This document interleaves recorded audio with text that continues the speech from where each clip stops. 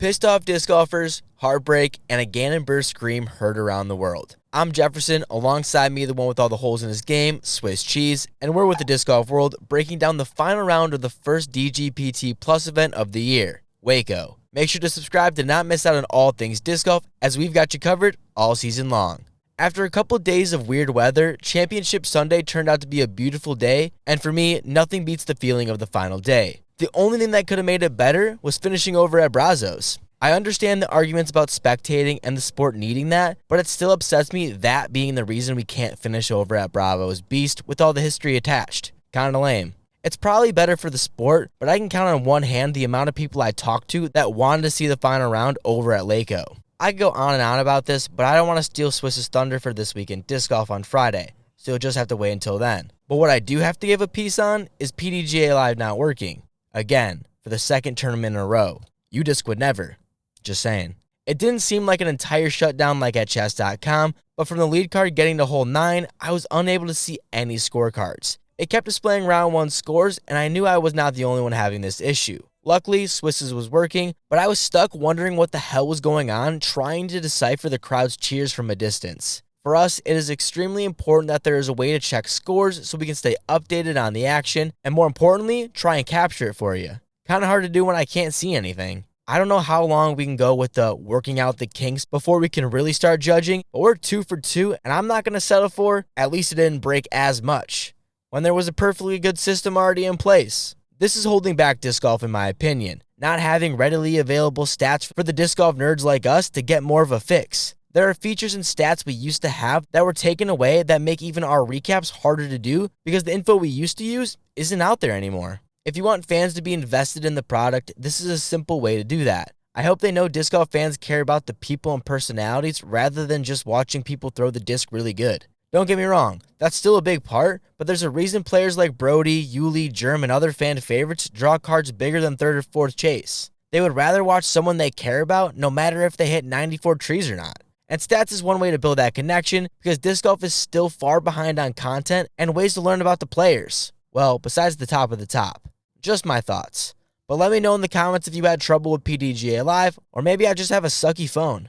This video isn't all negative, I promise. Swiss, hit them with the FPO recap. Everyone in attendance and all watching knew the results of the tournament before play even started. Kristen Tatar with a 5-stroke lead, the best weather conditions of the weekend, and a course that is suited for both her distance control off the tee and approach shots. Most were hoping at the very least it would be entertaining, with pushes from the rest of the lead card in Ella Hansen, Haley King, or best case scenario, Evelina Salonen catching fire again on the final round. Either way, fans were looking for players on the lead card to at least throw everything they could at the course. Instead, only Haley came out with 3 early birdies as Ella would go colder than her day 3 round, not scoring her first birdie till hole 15. Evelina didn't shoot under par until hole 8, and Haley's late double bogeys shattered all her early work and put her out of contention. Tatar would cruise to victory yet again, despite leaving the door open for some semblance of a competitor push. But yet similar to her nearly every event during her dominance, there wasn't another player who wanted to enter the ring and stand toe-to-toe with the champion, ushering a level of dominance that have only been seen in some of the greatest mononym competitors in other sports like MJ, Tiger, and Kobe.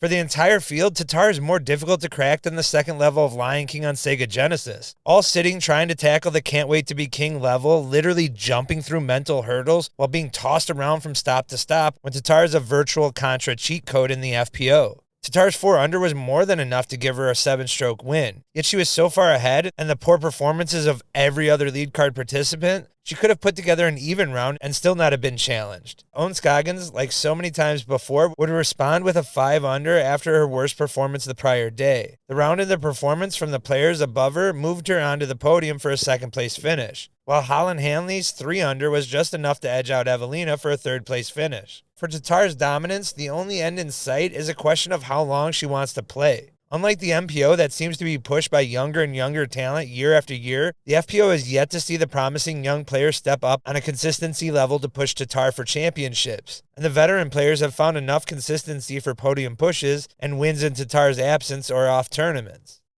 Beth at 69. I just told myself, you just got to will this one in there. Whatever you have, just will it in there. This man is unbelievable. This is what athletes live for. This is the moment. Over on the MPO side, Gannon Buhr and Luke Humphries would go into the final day tied at 27 down apiece. Buhr would shoot an 11 down at Brazos, jumping him up while Luke was able to keep stacking good rounds, putting him in this position even if some thought he was going to fall. It was a battle between the already young veteran and Buhr looking to get his first win on tour this season versus the guy who's given everything to the sport yet hasn't gotten that big one yet. Disc golf is always more fun to watch when you have fans desperately wanting two different people to win. Sitting on 18, I had kids to my right repeatedly asking for Gannon's score updates every 2 seconds, and on my left, I have the older gentlemen crossing their fingers and toes that Humphries can finally pull it out. Gannon would come out swinging, getting the birdie on one, taking advantage as Luke would card an unfortunate bogey for an early 2-stroke swing. He would then follow it up with a birdie and back to even, but Gannon would also get the bird on 2. Humphries would snatch a stroke back on hole 4 and then getting the 2 on 5. But Gannon would start getting hot, birding holes 5 through 8, coming out of that stretch with a 3-stroke lead. Must have prompted a fire under Humphries as he would rattle off 5 birdies in a row and now leading over Buhr for the first time that round with 6 holes left to play. This would be after a Gannon bogey on hole 12, which also happened to be right after his nasty spit on hole 11. I guess that was Prodigy trying to get one more jab in there. Also, this would be the first time, if your PDG Live was working, you would notice Nicholas Antila's name in first place. Now, I didn't overreact like most fans when they saw his name jumping up the leaderboard, as he was a few holes ahead, and with the masterclass Luke and Gannon were putting out, I didn't think he would be able to catch up. But after a 6-hole birdie streak on 11 through 16, he would take back 5 strokes from Gannon and all of a sudden have a chance for the win. We don't need to talk about the Gannon hole 15 though. Gannon would get a share of the lead back after hole 14, but Luke would quickly get it back on 16. Both players giving themselves looks in the hard 450-foot par 3. Buhr, a bit farther out, would take it off the cage, having to settle for a par. Humphries, just outside the circle, floats it in and runs it down with a fist pump while the crowd was going nuts. The two would now be tied going into the signature hole, but this time, it wasn't for first. Antila had made that big push and was looking to stack. Unfortunately, he would throw his drive OB on the green and would opt to lay up for bogey rather than take the risk of a bigger number on that scary putt. He would still go into hole 18 with a score of 36 under. Luke kicked off hole 17 with a circa 1 look for birdie. Watching that, Gannon would throw a bit deep and the disc would roll closer to that OB line than anyone wanted to see. Buhr would take his putt first, and the quick snap of the wrist willed it into the basket, securing the birdie and tie for first for the time being. Luke now would have an easy putt to move on, but at this point of the round, I wouldn't call any shot easy. Humphrey secured the bird and moved into solo first with 1 to play. Gannon allegedly told his caddy after that birdie on 17 that he was going to win the tournament, and I was watching eagerly on hole 18 alongside Parker Welk, and at this point, he even called Gannon getting the birdie on 18, and I didn't know if Luke would be able to do that in this situation. Not only with the most pressure he's faced with the killer on his back, but hole 18 has been critiqued by pros all weekend long for its difficulty, and Luke didn't birdie it round 2. He would go for it on his approach, leaving him in the OB, trying to get aggressive to avoid a playoff and win outright. However, it would end up backfiring on him.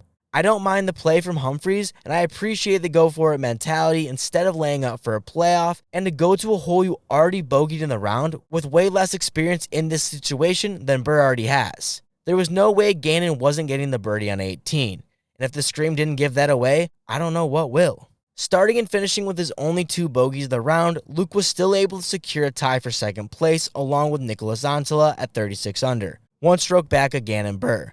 Rounding out the top 5, Anthony Barella and Mason Ford would share 4th with a 31 down. AB started the first 6 holes with 4 birdies, which sounds great, but when you pair that with a double bogey on 3, sets you back. Good thing he was able to snag this ace to bounce him back.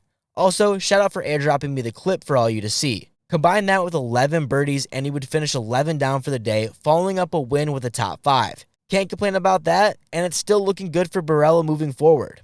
Texas native Mason Ford played the final round a lead card and wouldn't drop him too much, playing quiet all day with a 5 under with a few bogeys that kept him from anything too big. Making 13 for 15 C1X putts, just couldn't stay out the OB to avoid some crucial strokes. Not a bad finish for the mint slinger. Chris Dickerson might look like he would rather be at home or in a deer stand, but his gameplay in attacking the course and execution of that plan is up there with some of the greats. Like most veterans on tour, breaking the course is different from power arms like AB and others who look to the sky for routes few can make. Dickerson, on the other hand, plays golf by attacking the scoreable holes and protects that lead on the others. The front nine on WACO was there for the getting, and Dickerson would birdie 7 of the 9 holes. Added 3 more birdies, and most importantly, remained clean with surrounding OB, resulting in a 10 under. Topped the field in C1 in regulation for the day and moved up 9 positions to a 6th place finish. Ezra Robinson, on the same card as Dickerson, would match him for the round, going 10 under up until hole 18, where he had an unfortunate bogey, resulting in a 9 under. Ezra has shown some resiliency in the short season thus far and has impressed me as of late. He has responded well from previous poor rounds with more solid play later, and has grown into one of the more consistent disc golfers on tour since the back half of last season, despite few fans' recognition. He was a poor day 2 from possibly being in the top 5 or better. Greg Barsby, along with some of the older vets on tour, took full advantage while disc golf was being played on the famed Beast. Heading into the final, he was only 2 strokes off the lead, but with names in the field like Gannon, AB, Klein, among others, few expected much on the final day. 2 costly bogeys in the middle of the round, one on the second easiest hole of the course, would hurt his chances significantly with more difficult holes later in the round, tying Ezra for 7th place with a 29 down, which just might be the best finish of the season for Barsby at elite events this year. Maybe a shortened tour similar to Nate Sexton could see some benefits for the longtime disc golfer. Always the people's champion, he did show fans he still has enough in the tank to perform at certain stops while being one of the most engaging pros when it comes to the crowds. Like most, I was looking for a Kyle Klein push on the final day. He went into the final only 2 strokes off the lead, and on the track where he went 9 under in worse conditions.